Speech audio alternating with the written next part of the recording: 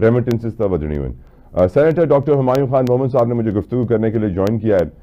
Senator साहब बहुत बहुत शुक्रिया आपके कीमती वक्त के लिए। I am always oblige to have you on the show.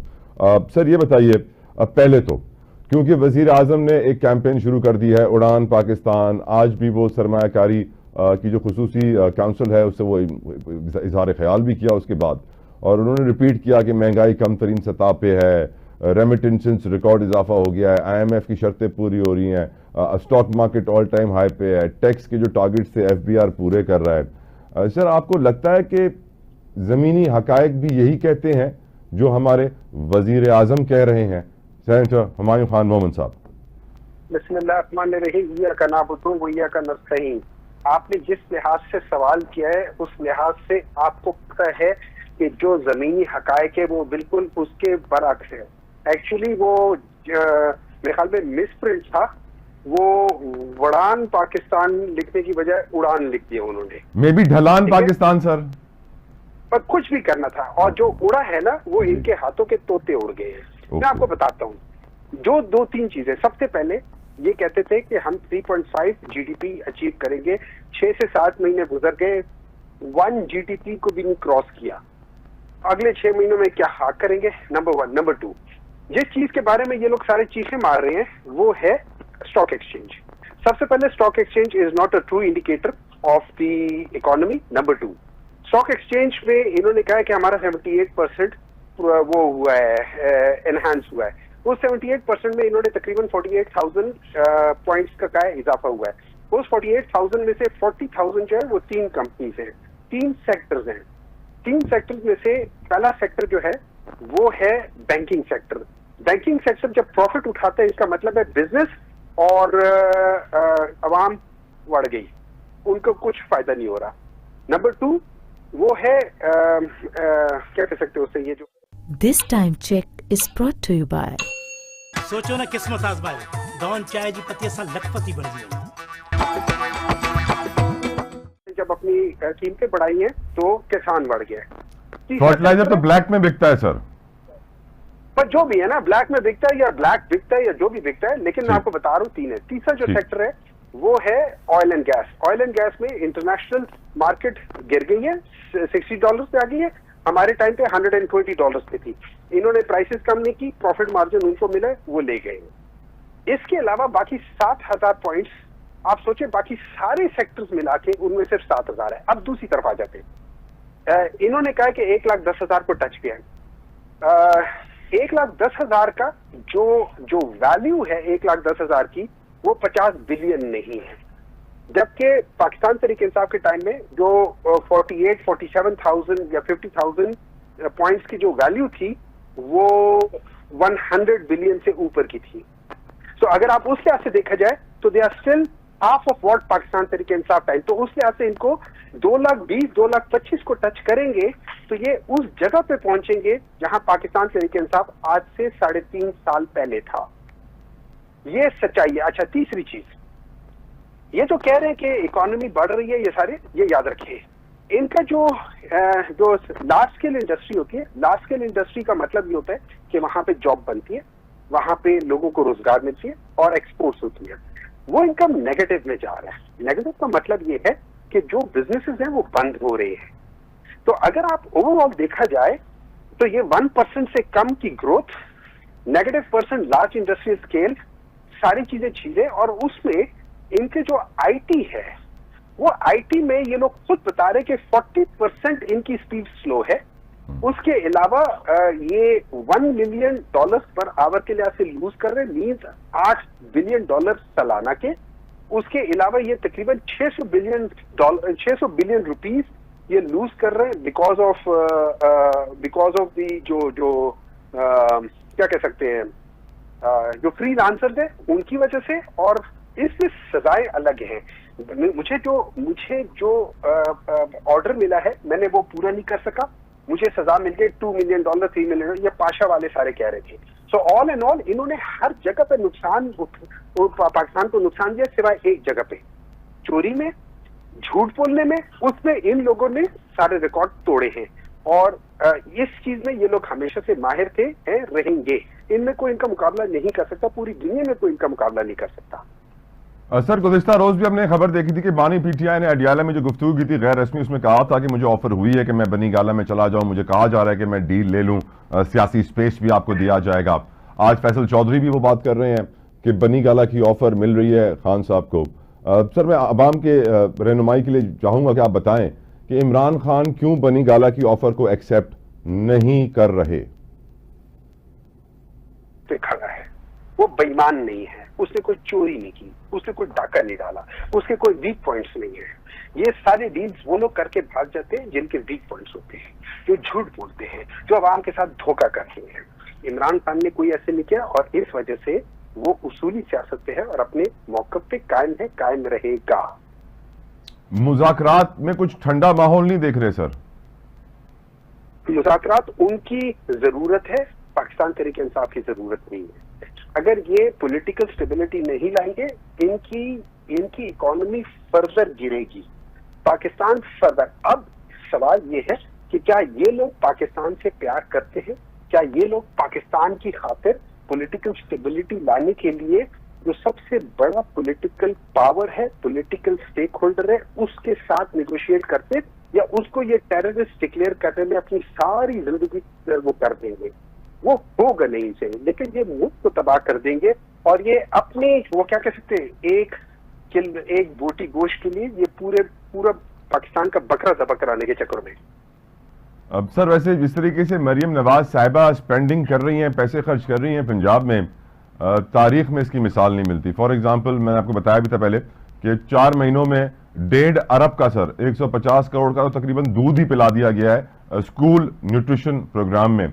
और हमारी इकोनॉमी की हालत देखें, टैक्स पेयर ये पूछता है कि टैक्स पेयर का पैसा कहाँ लग रहा है, और वो इस तरह लगाया जा रहा है कि लोग परेशान हैं। आपकी नजर में सर आने वाले वक्त में 2025 में कोई सवाल पूछा जाएगा इसके ऊपर कि जो पैसे खर्च किए जाते हैं? सवाल तो बहुत उठाएंगे। देखिए, दूध पिलाना कोई बुरी बात नहीं है, अच्छी बात है दूध पिलाना, लेकिन आपको थोड़ा अक्ल इस्तेमाल करनी चाहिए जो इन लोगों के पास नहीं है। उस दूध को पिलाने की बजाय अगर ये लाइफ स्टॉक में इन्वेस्ट कर लेते वो पैसा, और उस पैसे से, उस लाइफ स्टॉक से जो मिल्क प्रोड्यूस होता है वो मिल्क लोगों को दे देते, तो इनकी वो इकोनॉमी, जो दूसरे लफ्जों में मैं आपको बताता हूँ, बजाय किसी को rather than giving somebody fish to eat, you teach them how to catch a fish. ठीक है, तो उससे ये हो जाता है कि, लेकिन चूंकि ये लोग, इन्होंने ना कभी खुद काम किया, हमेशा सिफारिश पे, चोरी पे ये लोग सामने आए। इनको क्या पता काम क्या होता है, इनको क्या पता मेहनत क्या होती है, इनको क्या पता अकल क्या होती है। अच्छा, एक और चीज बता देता हूँ, इमरान खान की मोबाइल पॉलिसी से 40,000 सुनाए जॉब क्रिएट्स हुई है। This is something new. While he's in jail, his policy is bringing in 40,000 jobs. Just imagine. लेकिन जॉब्स अब आएंगी तो बोलेंगे तो नून लीग की हुकूमत में आई है ना सर। कोई बात नहीं, आए किसी भी हुकूमत में आए, देखिए हमें उससे कोई लेना देना नहीं है। पाकिस्तानियों के लिए जॉब आएंगी ना, ठीक, हमें उससे कोई लेना देना नहीं है। We are sincere to this country and we will always be sincere to this country. 9 मई हमलों के 19 मुल्जिमान की सजाएं माफ कर दी गई। अली अमीन गंडापुर के वारंटी गिरफ्तारी मुअत्तल कर दिए गए। कुछ लचक के इशारे मिल रहे हैं आपको सर? देखिए, मेरे ख्याल में सबसे पहले 9 मई के लिहाज से किसी को सजा मिलनी नहीं चाहिए। नंबर 2, अली अमीन गंडापुर के खिलाफ कोई FIR कटनी नहीं चाहिए। इनफैक्ट किसी के खिलाफ नहीं कटनी चाहिए, सारे पॉलिटिकल केसेस हैं। उन पॉलिटिकल केसेस को खत्म करना ही रियल वो होगी। इनको सिर्फ डर लगा हुआ है इमरान खान से, उस डर और उस खौफ की वजह से ये मुल्क को तबाह कर रहे हैं। मैं इन सबको मशवरा देता हूँ, अपने खौफ को, खैर है इमरान खान आ जाएगा, उसने इंशाल्लाह ताला बनना ही बनना है, आप उसको बनने दें। Let the nature take its course. If he is good enough, he will stay in power. If PTI is not good enough, you will come back in power. So let the political process play its role. Sir एक और process है fake news का। Sir गुज़िश्ता रोज हमने खबरों में देखा डॉक्टर साहब कि सऊदी अरब ने दिलचस्पी जाहिर की थी रेकोडिक का 15% स्टेक लेने के लिए, और फिर हुकूमत ने मंजूरी दे दी। हम बड़े खुश हुए, सरमायाकारी हो रही है, पाकिस्तान में हो रही है, इन्वेस्टमेंट क्लाइमेट बेहतर होगा। फिर सर हमारे वजीर हमारे हुकूमत के मुसद्दिक मलिक साहब, उन्होंने आगे बताया कि नहीं, ये सच्ची खबर नहीं है, कोई मंजूरी नहीं हुई है, अभी तो बातें चल रही हैं, बातें जब फाइनलाइज होंगी तब होंगी। मैं सोचने पर मजबूर होता हूं कि सर ये जो इतना फेक न्यूज के ऊपर वावेला मचा है, इतनी कानून साजी की गई है, और उसके बावजूद मेजर प्लेटफॉर्म, पाकिस्तान के सारे प्लेटफॉर्म पे खबर लगी हुई थी सर कि रेकोडेक का 15% स्टेक सऊदी अरब ने ले लिया है और वो जी 450-500 मिलियन डॉलर के करीब की रकम है जो वो दे रहा है, और उसके बाद वो बताया गया फेक न्यूज़।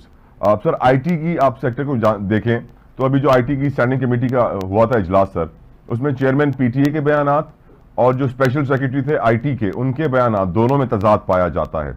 आप सर इसके ऊपर थोड़ी सी रोशनी डालिएगा प्लीज। सिंपल सी बात है, मैं उस कमेटी के मेंबर हूँ, फेक न्यूज के लिहाज से करता हूँ। पहला फेक न्यूज कि जो साजिश थी वो नहीं थी। दूसरा फेक न्यूज, पाकिस्तान तहरीक इंसाफ के जो थे ना वो मुल्क दिवालिया हो रहा था, ये मुल्क तबाह हो रहा था। तीसरा फेक न्यूज, पाकिस्तान तहरीक इंसाफ के टाइम पे इकोनॉमी तबाह हो रही थी। चौथा फेक न्यूज कि हम लोगों ने सारी चीजें जो है ना बिल्कुल अकॉर्डिंग टू द लॉ की है। छठा फेक न्यूज, पाकिस्तान में आइन और कानून की बालादस्ती है। सातवां फेक न्यूज, 9 में। 8वां फेक न्यूज, 26 मई में गोलियां नहीं चली। 10वां फेक न्यूज कि ये हमें ये जो क्या कह सकते हैं 8 फरवरी को एक्चुअली हमें वो हुआ है। ये लोग बड़ी फेक न्यूज पर है, ये खुद फेक है। आप इन लोगों की शक्लें देखें, चाहे सर्जरी से पहले, सर्जरी के बाद, चाहे हुकूमत में आने से पहले, हुकूमत आने के बाद, दे ऑल लुक फेक। इनकी हंसी फेक है। वैसे सर आप जब इस कमेटी में मौजूद थे सर, और chairman PTA major general retired Hafeezur Rehman साहब ने ये कहा कि क्या हमने 9 फरवरी को इंटरनेट बंद करके गलत किया, तो आपने जवाब नहीं दिया सर उस वक्त? नहीं, उन्होंने कहा कि जी हमें एक एज पर उन्होंने एक सेक्शन बताया था कि जो आईटी का वो है, ये क्या कह सकते हैं सेक्शन 35 ऑफ द एक्ट, वो बताया। और उसके बाद उन्होंने दूसरा बताया कि जो रूल्स हैं, रूल्स उन्होंने चैप्टर 3 का रूल नंबर 7, उसका सब क्लॉज 2, उसका प्रोविजो, ये 3 चीजें बताई। जब हम लोगों ने वो एक्ट पढ़ा, उस एक्ट में कंटेंट का लिखा हुआ था, इंटरनेट सर्विस का लिखा ही नहीं होता, सर्विस का नहीं लिखा होता, तो एक्ट आपको अलाउ ही नहीं करता कि आप सर्विस बंद करें। नंबर 2, वो जो प्रोविजो है, रूल्स है, वो एक्ट से आगे बढ़कर है, वो गलत है। तो उधर जाके हमें ये पता चला कि एक्चुअली वो सारा का सारा जो सब चीजें जो हुकूमत ने की है वो गैर आईनी के, गैर कानूनी की है। That is what actually came over there. और इसका सेहरा ये सेनेटर कामरान मुर्तजा के उस पे जाता है, क्योंकि ये सवाल उन्होंने उठाया था। और सर जब चेयरमैन पीटीए कहते हैं कि हमें जब रोजाना 500 शिकायतें मौसूल होती हैं, हम सोशल मीडिया प्लेटफॉर्म प्रोवाइडर्स जो होते हैं उनसे रब्ता करके वो कंटेंट हटवाते हैं 80%। दूसरी तरफ स्पेशल सेक्रेटरी साहब ये कहते हैं कि जब कंटेंट कंट्रोल करना होता है तो पूरा इंटरनेट बंद करना पड़ता है। तो दोनों की स्टेटमेंट में तजाद तो था ना सर? देखिए, हुकूमत गलत बात कर रही है। मैं इधर जनरल साहब की बात करूंगा कि ही इज राइट। आप सिर्फ कंटेंट को बंद कर सकते हैं और वो हर एक करता होता है। एक कंटेंट मीन्स आपको मेरी एक ट्वीट पसंद नहीं आई, मेरे फेसबुक पे कोई चीज पसंद नहीं आई, आप कंप्लेन करते और फेसबुक या ट्विटर या कोई 80% ऑफ दोज थिंग्स वो मान लेते कि हाँ ये ठीक है, हम बंद कर लेते, और वो उस एक चीज को बंद कर देते, बाकी चीजों को उसी तरह रहते। तो आपका अकाउंट बंद नहीं होता, आपका सिर्फ वो कंटेंट नजर नहीं आता या उसको उतार दिया जाता है officially by the service provider, और आप ले गए। अब जो हुकूमत कह रही है कि हमें सब कुछ बंद करना पड़ता है, वो झूठ बोल रही है। They are lying to the deeds. अवाम को हमेशा से झूठ बोलते रहे, पहली बार नहीं है, हमेशा से करते आ रहे हैं। हालात को देखते हुए डॉक्टर साहब, आपको लगता है कि जो 2024 में इंटरनेट के साथ हुआ 2025 में भी वैसा ही होगा सर? देखिए, अगर कोई बहुत ही जाहिल हुआ तो वो ये काम रिपीट करेगा। ओके। और हालात पीटीआई के बदलेंगे सर 2025 में, कोई ट्रंप के आने के बाद? देखिए, ट्रंप के आने के बाद नहीं, जो गलत पॉलिसीज बाइडेन की थी वो हर जगह पे रिवर्स हो रही है। आपने देखा है, वो अपनी हर एक हुकूमत आती है अपनी पॉलिसीज लेकर आती है, पिछली जो गलत पॉलिसीज होती है उनको रिवर्स करती है।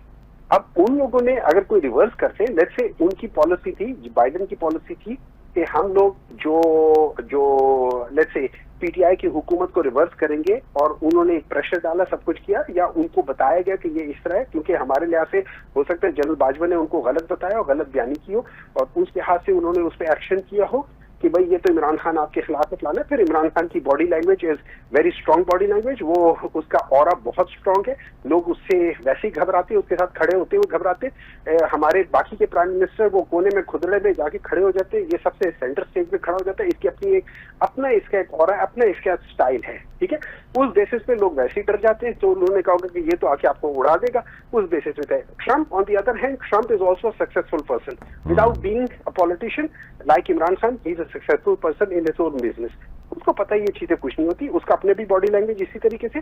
गलत सही फैसले करना और बात होती है, लेकिन उनके कन्विक्शंस हैं, वो शायद कह के नहीं मुझे वो जो आपकी पॉलिसी थी वो गलत थी, उसको रिवर्स करो।